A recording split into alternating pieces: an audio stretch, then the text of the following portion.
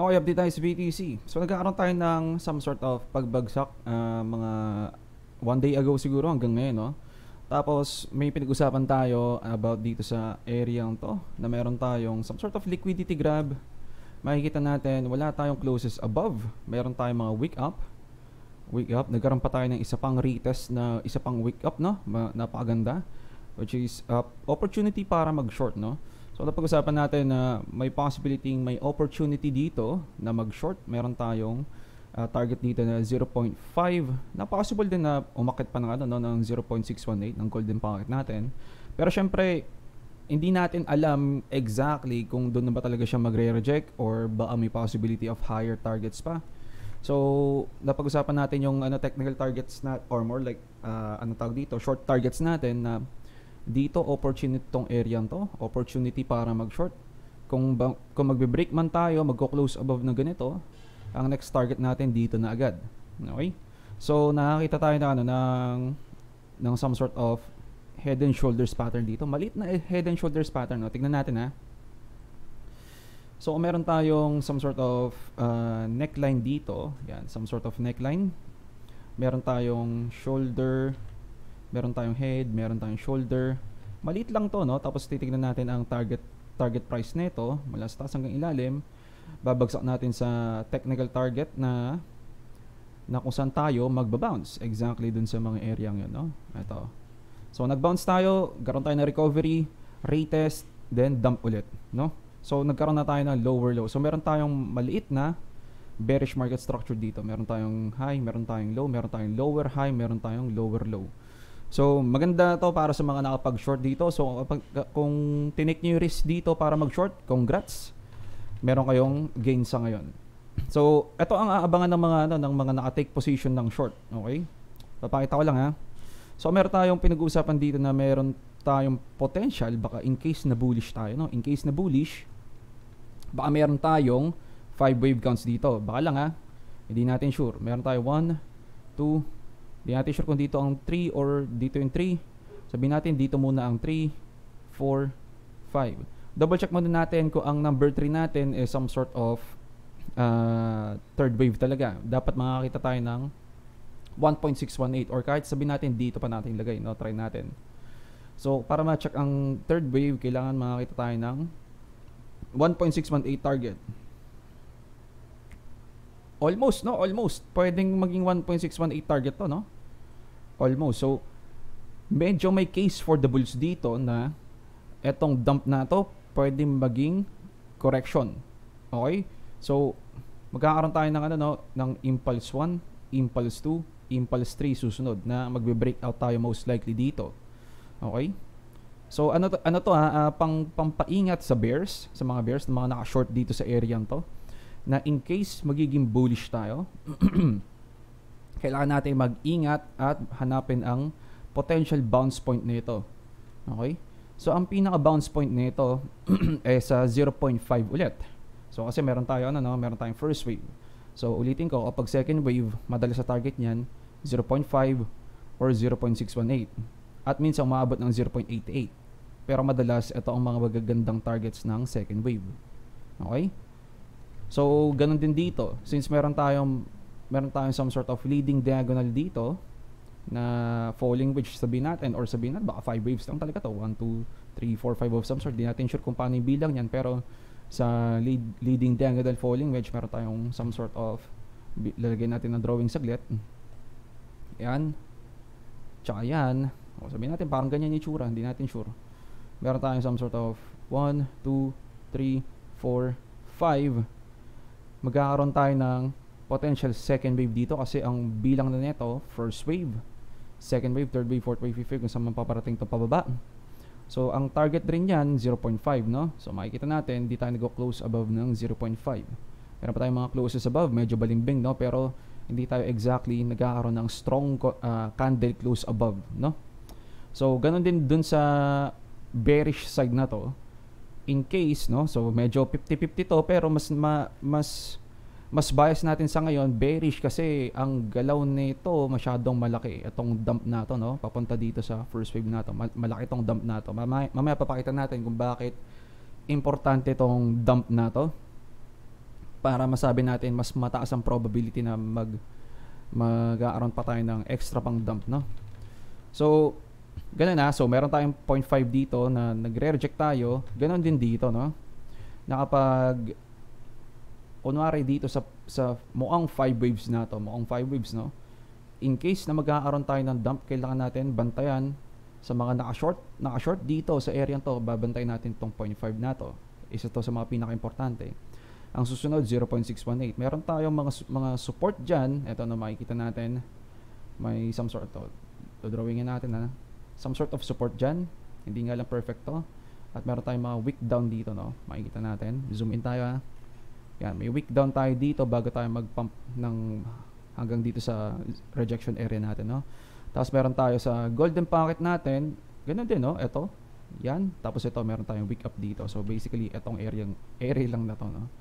Kung nasaan ang golden pocket natin. Basically, doon lang sa box na yun. Na potential mag-bounce si BTC. Okay? Mag-bounce si BTC. Di natin sure kung dito, di natin sure kung dito. Hindi rin natin sure kung baka di na mag-bounce. Baka tumuloy-tuloy pababa. No? Tapos yung final na push down niya dito sa 0.88. Okay? Kapag hindi na hold ang 0.88, actually, kahit ito pa lang yun, no? Pag hindi na hold itong mga to, medyo tumataas na yung probability na dedire-diretso tayo pababa. Lalo na to, no? Kapag hindi niya na hold to. Ang final na pwede nating masabi na lang dito para maging bullish tayo, double bottom na lang. Okay? Double bottom na lang ang alabasan. Then, medyo wala nang case for the bulls doon at magkakaroon tayo ng drop. At only way para magkaroon ng case ang mga bulls, ang kakalabasan sa longer time frame pa. So, sa mga bandang area ng, ito ulit, 38K hanggang 34, 33K, no? O, 33K ang nakalagay dito, no? Banda dito. So, dito pa magkakaroon ng case for the bulls. So, either dito, pump, or either dito, pump. Okay? Ingat tayo, ha? Ingat. So, dito sa galaw na to, makaka-expect tayo, in case na bearish naman tayo, since naka-reach na tayo ng second wave potential, kailangan natin mag-abang ng medyo malaking move dito. So at least minimum ABC correction muna. Minimum, ha? ABC correction muna. A, B, C. Di natin sure kung saan ang C na to. So titignan natin kung saan banda. So meron tayong ano, no? Actually meron pa sa 35K. Teka, hanapin natin 35K. Ito ata yung 35K, no? Itong swing high na to na may swing low ditong maliit. So basically ito 35K. So meron din tayo dito sa 35K, meron dito sa 33K, meron tayo sa 38K. No? So 35K muna, bandang gitna. So kung titignan natin, gagamitan natin ng fibs mula A wave hanggang B wave. Ang target ni C wave most likely sa etong mga to, no? Meron tayo dito sa 618. Meron tayo sa 618, ha? Ito yung pinaka minimum, which is yung 38K natin. Ito yan. 38K. Okay? Minimum na target ni C-Wave yan. Ang susunod yung 1 fib, which is ito ang 35K. Okay? At ang madalas sa target ng C-Wave, ang 1.236 hanggang 1.272 kung C-wave lang, ha. So makikita natin kung saan tayo nagba-bounce dito sa 33K. So hindi natin actually tinignan tong fibs na to, pero alam natin banda agad. So hindi natin tinitignan yan, no, pero alam natin na meron tayo sa 38K, meron tayo sa 35K, meron tayo sa 33K. Okay, babalik ulit natin yung fibs natin exactly dun sa mga targets ng C-wave. Ang target C-wave ito, meron tayo sa 1 fib at meron tayo dito sa 1.272 area. Kapag mas malala, umaabot ng 1.618 ang C-wave. Pero delikado yon. Delikado. Bakit? Kasi meron tayong impulse wave theory dito na 5 waves. So, isa sa mga pinaka-importanting rules ng impulse wave theory na hindi tayo dapat nagkakaroon ng overlaps. Okay? Meron tayong first wave dito. Kung bullish tayo first wave, meron tayong second wave, meron tayong potential third wave, sabihin natin, at pag bumagsak tayo below sa one wave, no, most likely bawal na tong 5 na to, bawal na to, no. Kung lumagpas tayo below dito, Ayan, makikita natin, ang 1.618 natin nasa ilalim. Okay? Nasa ilalim si 1.618. Ibig sabihin, kapag ang C-wave natin umabot dito, pwede pang C-wave, pero ang problema, may overlaps tayo. So most likely, kapag umaabot tayo ng 1.618, kung tatandaan natin ang rules ng impulse wave theory, si third wave, no, madalas ang minimum target niya para masabi natin nag-i-impulse tayo pataas or pababa, sa case na to pababa, 1.618. So kapag na-reach natin tong 1.618, etong ABC correction na to, bumababa ang probability at ang kakalabasan, baka ganito ang wave nito.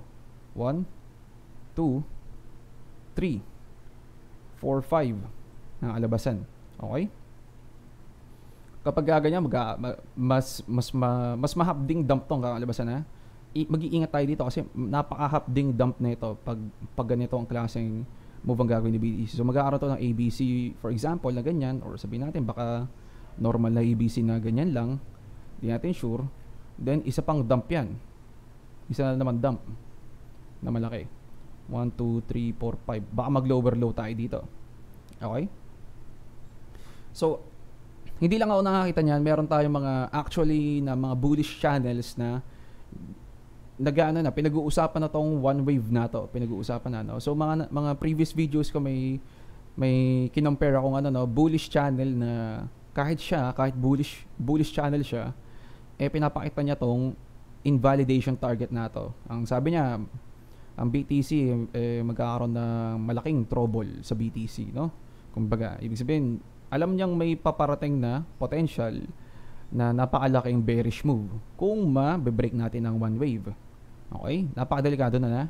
So, hindi lang rin ako nakakita ng ganito, no? Yung meron tayong potential na head and shoulders pattern dito.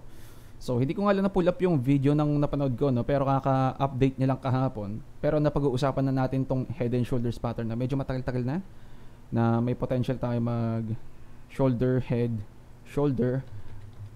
Di ko pa nakikita kung merong mga bullish channel na pinag-uusapan na yung distribution, which is bearish actually yun. Wala pa ako nakikita, pero meron pa rin tayong distribution schematic na buying climax, uptrust after distribution, sign of weakness, tapos some sort of last point of supply bago mag-dump, no?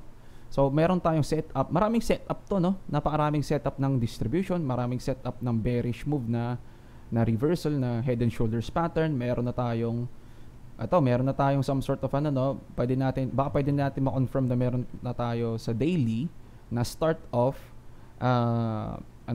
downtrend. Start ng downtrend kasi nag-aaroon na tayo ng so ganito, no? High, low, higher low, higher high, pero lower low, at potentially magkaroon tayo ng lower high. Kapag nag-aaroon tayo ng gantong lower high at lower low, nag-i-start tayo magkaroon ng downtrend. Okay? Lalo na kapag sa daily, medyo mas malakas na indication yon. May some sort of downtrend dito. Kung titignan natin sa SMAs natin, most likely hindi pa siya downtrend, pero makikita natin ang 20 MA natin nagko-cross down na, at basically nag-aaroon na siya ng some sort of downtrend sa past 20 days. Okay? Ang 50 SMA natin nagsa-sideways na. So, kailan pa tayo nagkaroon ng ganyan, no?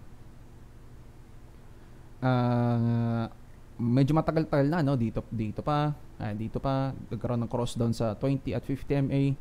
Dito nagkaroon ng some sort of cross down sa 50 at 20 MA, then nagkaroon siya ng correction dito, no? Ito.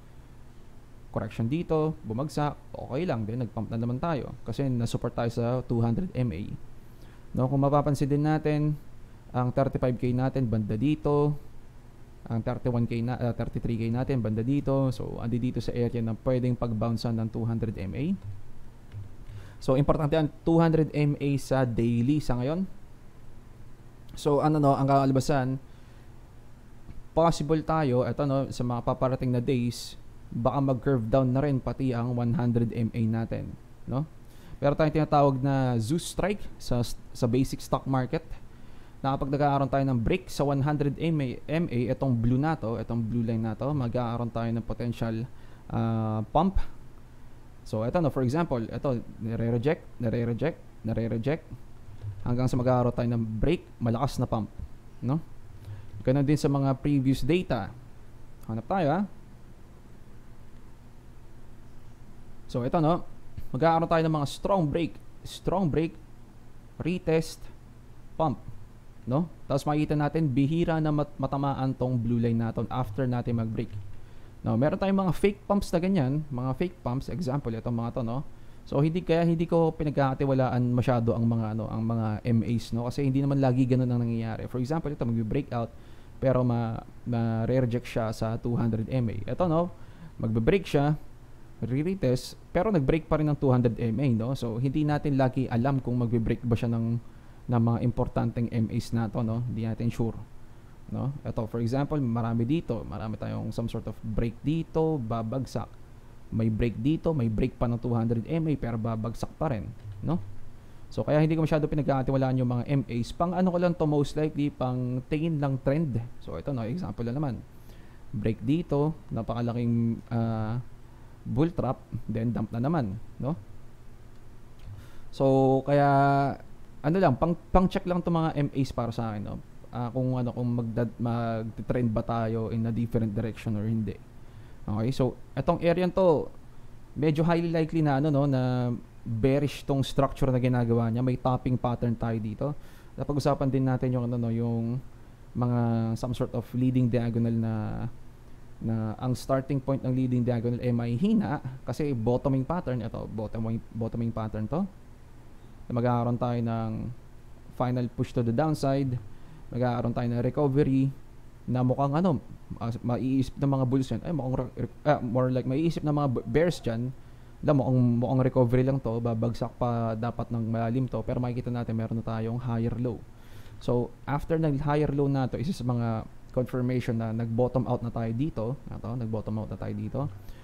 sa leading diagonal na to, second wave, third wave, fourth wave, fifth wave, makikita natin etong mga to malalaki ang move, no? So pang basag ng mga bears yan. Ganon din dito, pang basag ng mga bulls tong kakalabasan. Kung ganon ang mangyayari, hindi natin sure. Meron tayong some sort of leading diagonal din dito. Ayusin natin yung drawing natin. Leading diagonal dito, na ganyan. Meron tayong some sort of falling wedge naman. Falling wedge, fake breakout, potentially. Makakabuo tayo ng maraming patterns dyan. Head and shoulders pattern. Kakaroon tayo ng pattern na fake falling wedge, pero pasok pa rin naman tong falling wedge na to na bullish, pero yung bullishness niya saglit lang kakalabasan, no? So magkakaroon lang tayo ng ganitong klaseng target dyan. So buburin ko lang saglit lagyan ulit natin ng falling wedge na linya, yan, lagyan ulit natin dito, ganyan.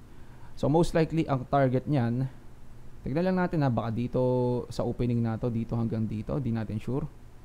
Tapos titignan natin sa breakout nito, no? Actually hindi niya pa naabot, no, sa mga bandang 45k pa dapat, which is kung titignan natin sa fibs dyan golden pocket. So ito yung sinasabi ko, no, na hindi natin sure kung tapos na tong pump na to, pero at the same time meron tayong potential short target dito at baka may short target pa dito, no, na kaya pinapabantay sa inyo yung 0.5 dito kapag nasisinok ako. Kapag babagsak tayo, kaya ako pinapabantay sa inyo yung 0.5 kasi may possibility na meron tong A, B, C correction pa at dito pa tayo sa golden pocket magre-reject ng maayos. Okay? Kasi meron tayong nakikitang 5 waves dito, 5 waves, A, B, C, 5 waves ulit para sa 0.618, no? So meron tayong technical target pa na pwedeng makapunta tayo sa 0.618. Pero in case na hindi ganon, at ang kinakalabasan, ito lang ang opening niya, ganyan.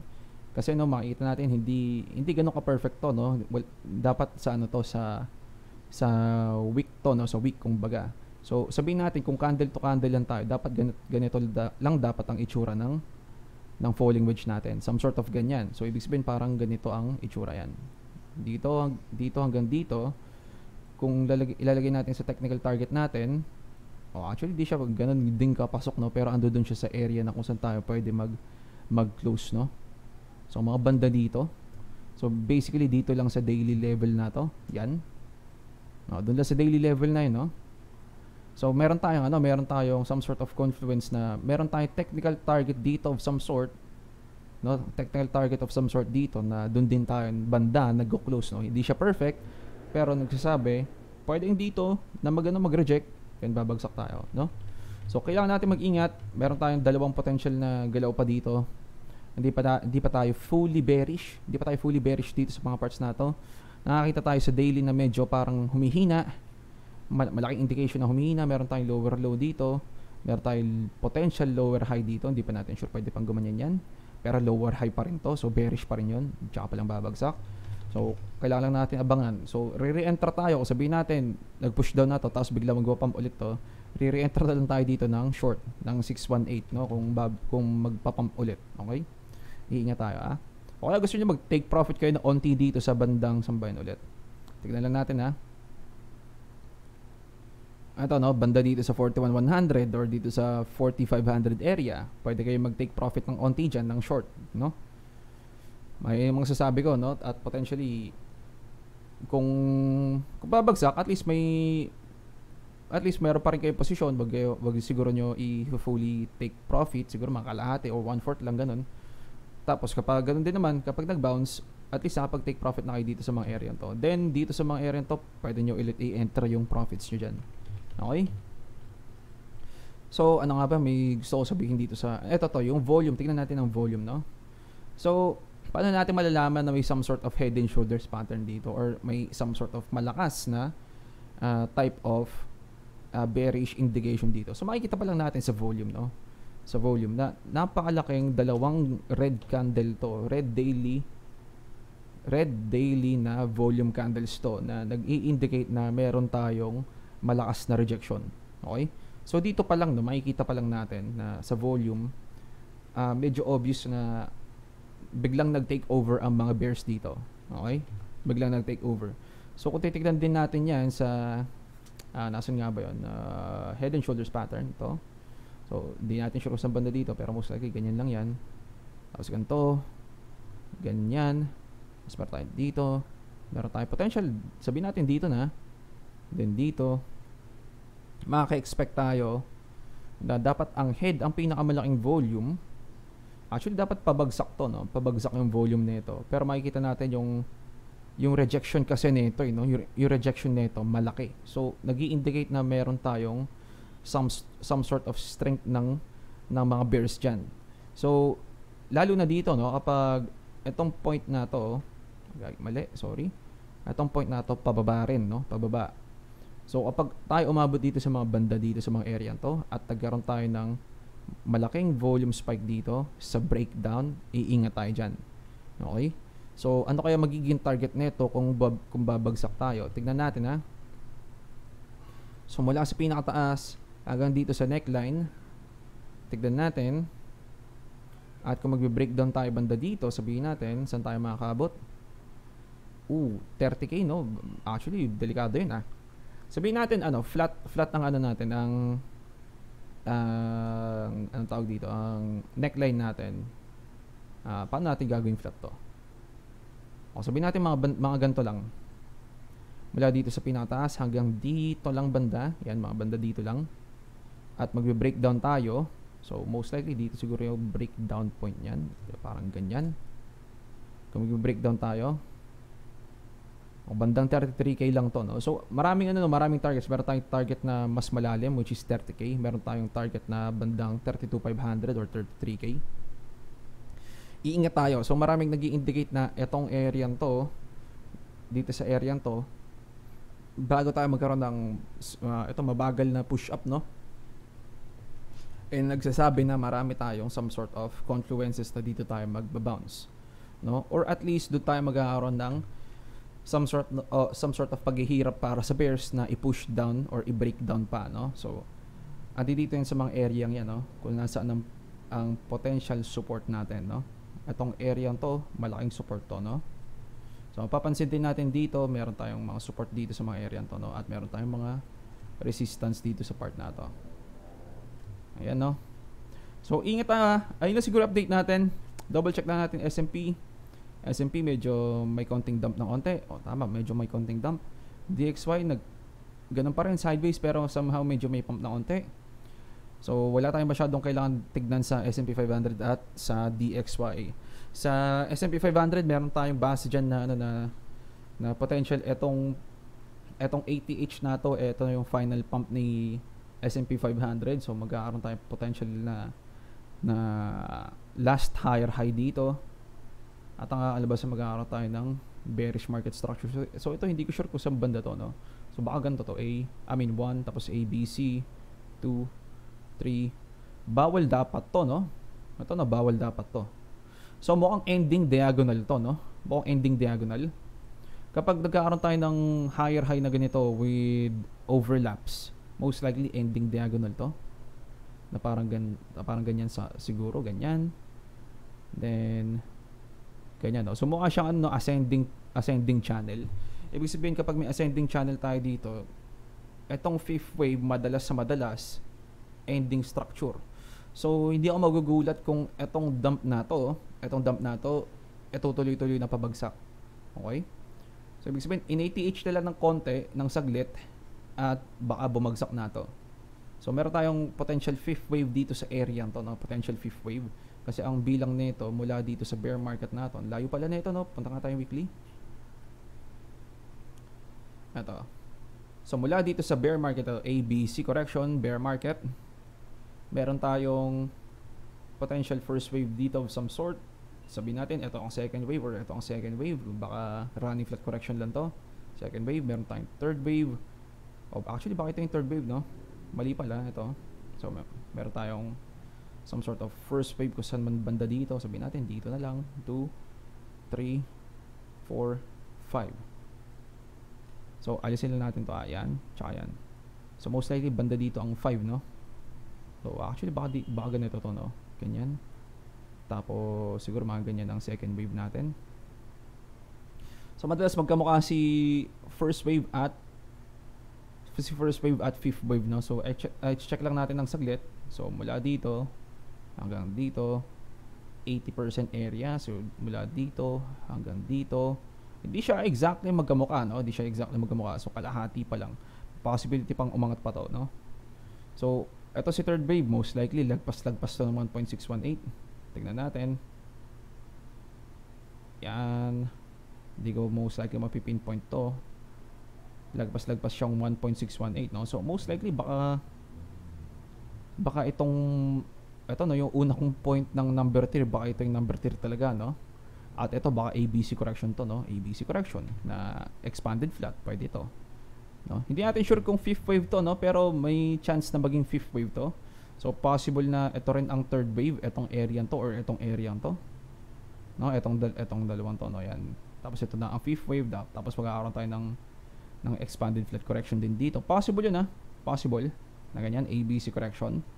So, ang pinaka bottom line lang sa S&P 500, no, medyo parehas nagsasabi na baka mag-dump tayo, na kahit B-wave to, magdadump pa rin naman to. So kahit fifth wave nun to, magdadump pa rin naman yun.